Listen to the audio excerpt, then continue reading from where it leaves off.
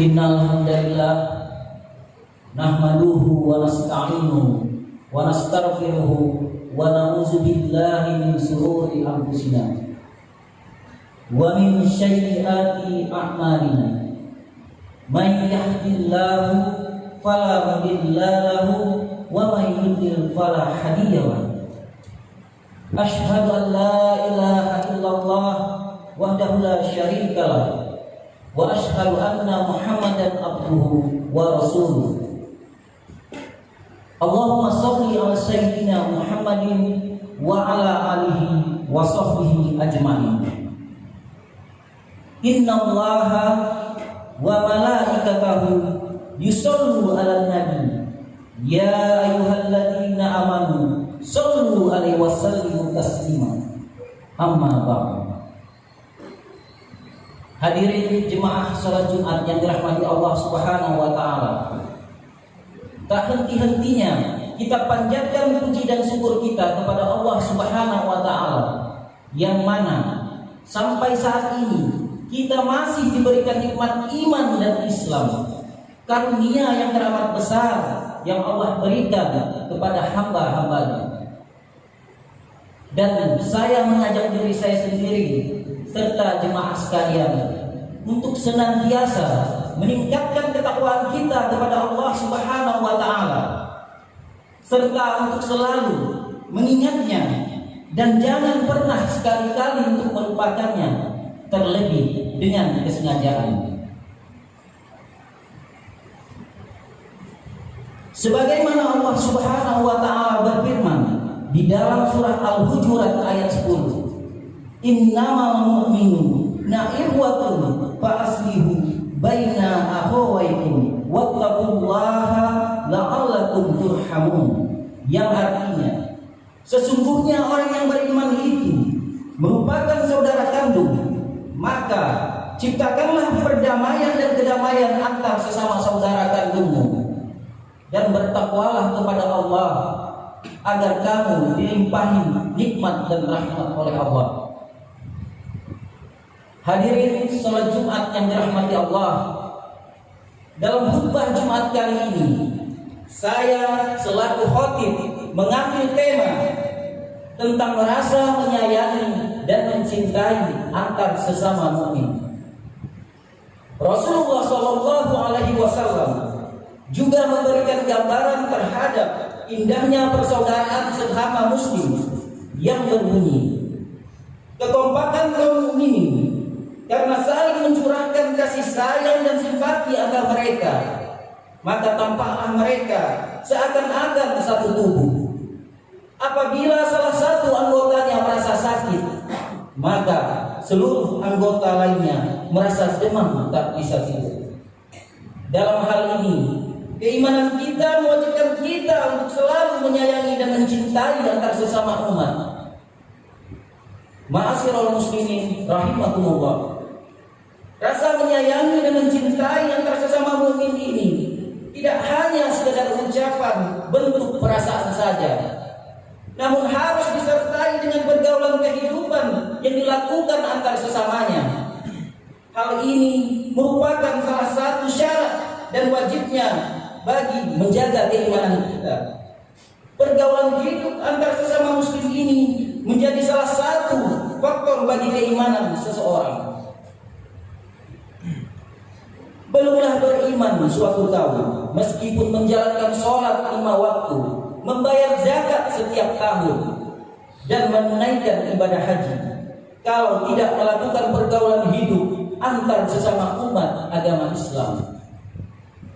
Dalam sebuah hadis, Rasulullah memberitahu 6 kewajiban kepada sesamanya, yaitu memberi salam bila perjumpaan, mengijabahi undangannya, memberinya pengarahan bila diminta, mendoakannya bila ia bersin, menyambanginya bila ia sakit, dan mengantarnya ke kubur.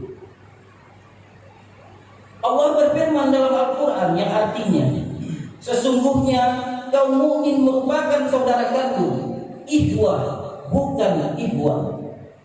Dan Rasulullah menambahi dalam hadisnya yang berbunyi, antara seorang muslim dengan sesamanya terjalin persaudaraan, maka itu Seorang muslim tak akan menzalimi, menganiaya, memakan hartanya, tak akan membiarkannya menderita dan merana, tak akan pula meremehkan atau menghina.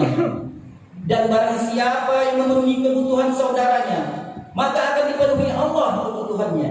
Barang siapa menolong seorang muslim dari kesulitannya, maka akan ditolong Allah dalam kesulitannya di hari kiamat. Dan barang siapa menutupi kelemahan saudaranya, maka akan ditutupi Allah kelemahannya pada hari kiamat. Jemaah sholat Jumat yang dirahmati Allah, tanamkanlah pada diri kita dan jiwa kita bahwa saudara sesama muslim adalah nyata. Kesetiakawanan antara sesama muslim selalu dilandasi oleh cinta dan kasih sayang. Ketika kita mencintai dan menyayangi sesama muslim, maka kita akan memperoleh kemudahan untuk senantiasa melakukan kebaikan kepada sesama, karena Allah sangat menyukai terhadap orang yang berjasa kepada sesama serta bermanfaat. Suatu ketika saat Rasulullah berdakwah, seorang sahabat bertanya, "Wahai Rasulullah, siapakah orang yang paling dicintai sayangi Allah?" Kemudian Rasulullah menjawab, "Adalah orang yang paling banyak daya gunanya bagi umat manusia."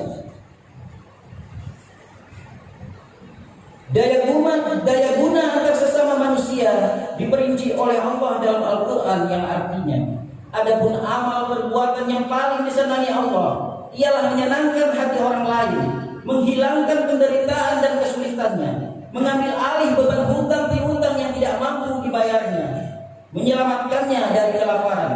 Hal ini telah disebutkan dalam sabda Rasulullah yang artinya, sebaik-baik teman di sisi Allah adalah yang terbaik untuk temannya, dan sebaik-baik tetangga di sisi Allah adalah yang terbaik untuk tetangganya. Karena itu, selalu ulurkanlah tangan untuk membantu sesama muslim dalam mengatasi segala kesulitan. Tidak hanya berupa materi, sesama muslim juga dapat memberikan dukungan serta doa yang dipanjatkan untuk meminta kemudahan dan pertolongan Allah dari saudara yang membutuhkan bantuan. Setiap bantuan yang kita berikan kepada sesama, maka akan diberi imbalan yang besar dari Allah yang Maha Kaya lagi Maha Pemurah. Setiap bantuan yang kita berikan akan diberikan Allah yang sangat besar kepada umatnya, sesuai dengan sabda Rasulullah yang berbunyi, "Pengulur tangan untuk janda dan fakir miskin serupa dengan jihad di jalan Allah, atau puasa tiap hari dan tahajud tiap malam." Ma'asyiral muslimin rahimakumullah, dalam hidup di dunia ini kita diberi amanat pada setiap hal yang kita peroleh. Segala sesuatu yang diberikan kepada kita merupakan sebuah amanat yang harus dimanfaatkan untuk kepentingan orang lain atau secara umum. Ketika memiliki banyak harta tersebut merupakan salah satu cobaan bagi seseorang, karena harta tersebut harus diperlakukan dengan sebaik mungkin. Dalam hal ini dapat bermanfaat bagi orang banyak, serta dapat membantu orang untuk meringankan bebannya. Rasulullah bersabda yang artinya, Allah mempunyai hamba-hamba khusus untuk memenuhi dan menolong orang-orang yang butuh. Tiap orang membutuhkan sesuatu menuju mereka. Mereka itu aman dari siksaan Allah. Setiap kemudahan yang orang lain berikan kepada orang lainnya, maka akan mendapat kemudahan dari siksaan Allah. Hal ini dapat dilihat dari berbagai macam profesi, aktivitas, maupun hal lain yang berhubungan dengan memudahkan urusan orang lain. Setiap pejabat yang memudahkan urusan sesamanya, maka aman dari siksaan Allah. Setiap guru yang memudahkan urusan muridnya, maka aman dari siksaan Allah. Serta bagi orang kaya yang meringankan sesamanya, maka juga aman dari siksaan Allah. Meskipun orang tersebut tidak meminta, namun tetap aman dari siksaan Allah. Jemaah sholat Jumat yang dirahmati Allah, kita telah dilimpahi karunia dan rahmat oleh Allah dengan berbagai jenis macam, seperti ilmu pengetahuan, kekuasaan, kekayaan, pengaruh dan lain sebagainya. Maka alangkah baiknya semua karunia tersebut dimanfaatkan sebagaimana mestinya untuk memudahkan urusan orang lain.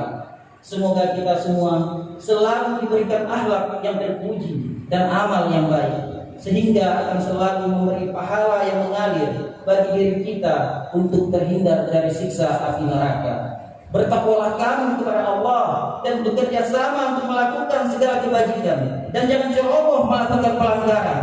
Sungguh amat berat siksaan Allah itu. Bismillahirrahmanirrahim. Qul huwallahu ahad, Allahus samad, lam yalid wa lam yulad wa lam yakul lahu kufuwan ahad. Shadaqallahul azim. Barakallahu li wa lakum fil Qur'anil azim wa nafa'ni wa iyyakum bima fihi minal ayati wa zikril hakim. Aqulu qawli hadza wa astaghfirullahal azim li wa lakum fastaghfiruhu innahu huwal ghafurur rahim.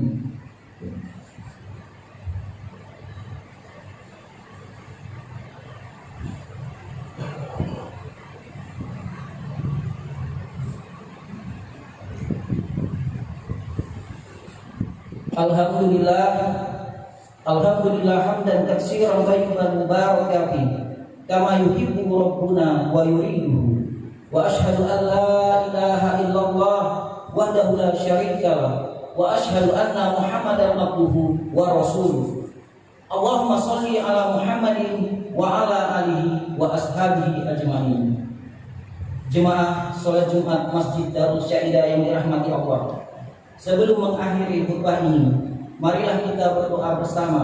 Semoga doa kita dijabah oleh Allah, serta keinginan kita yang belum terkabul dikabulkan oleh Allah Subhanahu wa taala. Amin ya rabbal alamin. Allahumma ighfir lil muslimina wal muslimat wal mu'minina wal mu'minat al ahya'i minhum wal amwat innaka sami'un qaribun mujibud da'wat wa yaqdiyal hajat. Allahumma ighfir lana dzunubana wa kaffir anna sayyi'atina wa tawaffana ma'al abrar. Rabbana la tuzigh qulubana ba'da idh hadaitana wa hab lana min ladunka rahmatan innaka antal wahhab. Rabbana atina fid dunya hasanah wa fil akhirati hasanah wa qina azabannar. Ibadallah, innallaha ya'muru bil adli wal ihsan wa itaa'il qurba wa yanha 'anil fahsya'i wal munkar wal baghi ya'izukum la'allakum tadhakkarun. Fadhkurullahal 'azim yadhkurkum wastaghfirullahal 'azim yastajib lakum washkuruhu 'ala ni'amihi yazidkum wa la dzikrullahi akbar wa aqimus shalah.